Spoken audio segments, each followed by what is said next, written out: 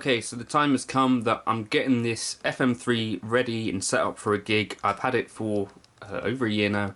I did use it on the marathon recording session. I had this in the loop of Mark V, the Mesa Boogie Mark V, I think, and it was doing just effects and stuff. I've never actually gigged it up until this point. I haven't had the opportunity for obvious reasons. So what I want to try and do for the first time that I'm using this is just use the FM3 itself. Now it does only have the 3 foot switches. I'll take an expression pedal as well, maybe.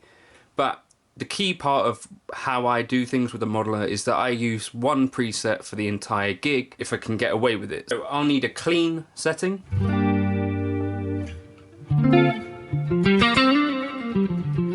Which I'm using a Fender Twin for. I'll need a rhythm tone.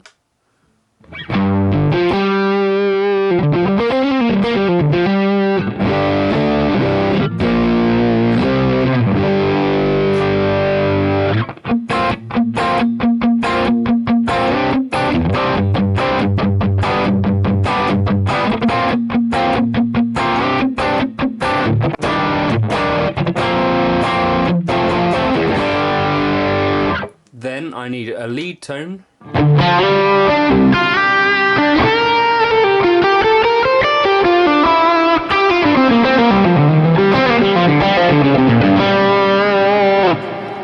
And aside from that, I've got a clean tone here, which is the same setting just with a delay.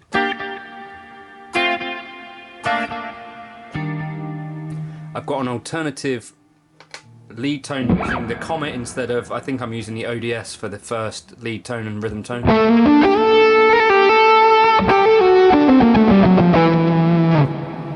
So that's just got a bit more gain than my other lead tone, and then I've got my rhythm tone again.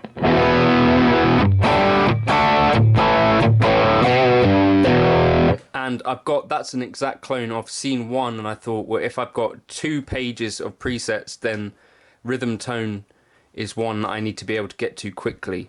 So you can see the process here, so it's going to take a little bit of getting used to, and potentially it will feel a little bit tap dancing-y for a smidge. So if I'm clicking between just a normal clean tone, a normal lead tone and a normal rhythm tone, I can have it all on this one page. But if I need that clean tone with delay, then I need to go over to here. The way to get around that might be that I could put the delay on an expression pedal, press that when I need it, but I'll give that another try. And so I'll just quickly go through some of these settings if you wanted to replicate them. So this is my rhythm and lead tone. It's the ODS 100. I've got the drive at 9.13. You could experiment with putting the bright switch on. That would be cool. Everything else is at 5. Overdrive there at 8.58 and the presence at 3. Cab wise, I'm using a free own hammer and also the factory 371, so a Mark IIc cab mic'd with a 4047. For the lead tone, all I'm doing is kicking on this enhancer block, which gives it a bit of width but also a level boost of 4.1 dB, and I can experiment with modifying that. I think that's quite a cool way to get your lead tone. You've got high cuts and you've got low cuts there if you need them. That was quite a cool way to do it, I think. So I'm chucking things up by 4.1 dB with the enhancement block, and delay also gets kicked on reverb. That's kind of boring. And then for my clean tone, I'm using the double verb normal, drive settings at 6.3, and that's a really nice kind of thick clean tone. The cabs that I'm using for that, again, that same free Mesa Boogie own hammer cab, and also the Legacy 103, the basket weave TV mix. I really like that cab for a lot of stuff. Those are the settings that I'm experimenting with. So it's a really clean, so that I can do rhythm with it.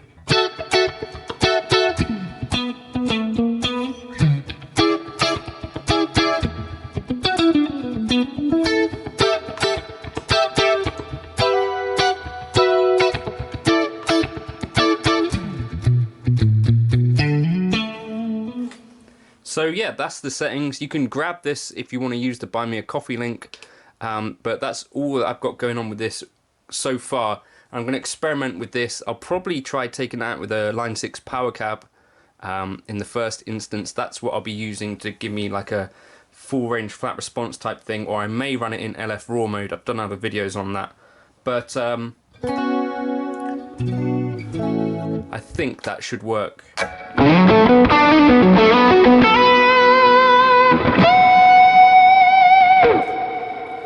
So yeah, check that preset out if you want to. It'll be in my folder.